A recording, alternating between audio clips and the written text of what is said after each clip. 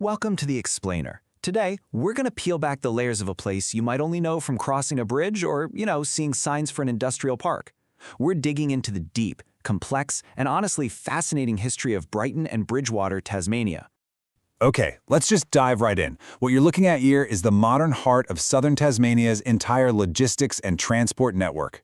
This bridge is a symbol of the future, for sure. But here's the crazy part. This huge concrete and steel artery, it's just the newest chapter in a very, very old story.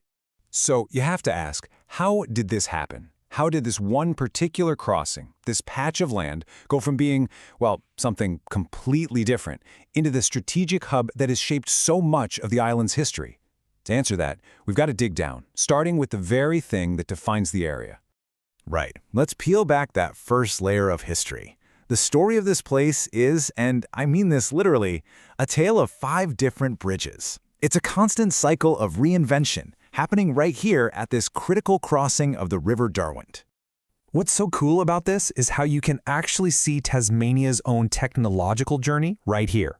We go from a timber bridge back in 1849 with a rolling section literally pulled open by hand winches to swinging railway bridges, and then to that iconic lift span bridge that so many people remember, a bridge that served for nearly 80 years.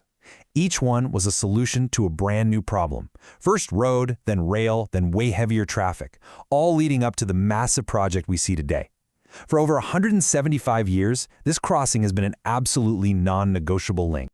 Okay, so now let's dig a little deeper. Beyond all the engineering of the bridges, there's this whole other layer right nearby, a piece of land that became a temporary home for thousands and thousands of people, a place of transit, of containment, and of refuge.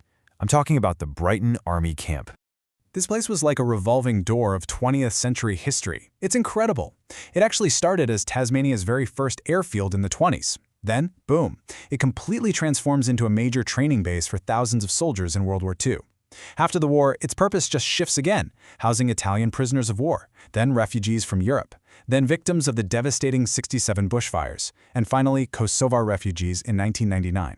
It was just this site of constant adaptation to whatever crisis was happening, both globally and locally. This quote just nails it. It perfectly captures the camp's true identity. You see, it was always a place in between. It was a stepping stone of hope for refugees, for sure, but it was also a site of incarceration for prisoners and a place of control for the military. This one single piece of land became a powerful microcosm, a small-scale model of Tasmania's biggest themes, displacement and control. All right, let's peel back another layer. We're going to go back even further in time now. Before the camp, before even the first bridge, this area was being looked at for a much, much grander purpose, back in the colonial era. So get this, in 1821, Governor Lachlan Macquarie himself comes to the site and names it Brighton.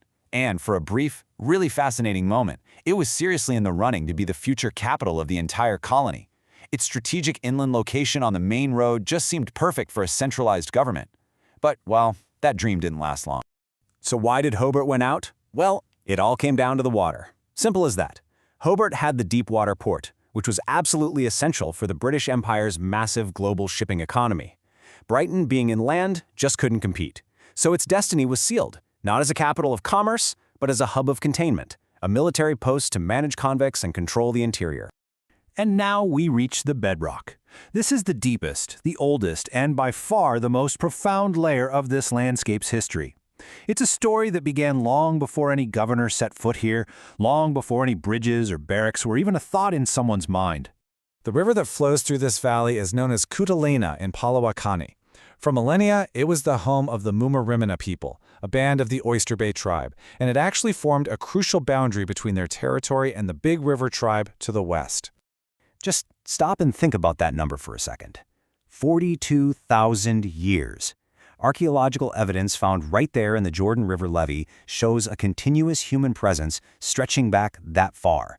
This isn't just local history, folks. This is globally significant human history. So this is the crucial point, right? This land represents 2 really profound truths at the same time. First, it's the site of one of the longest continuous cultures on the entire planet. And second, it's a story of catastrophic loss and dispossession.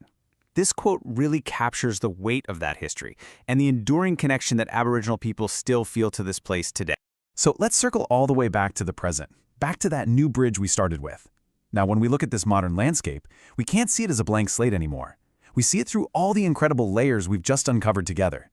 So you see, what's there today is built directly on top of these deep foundations.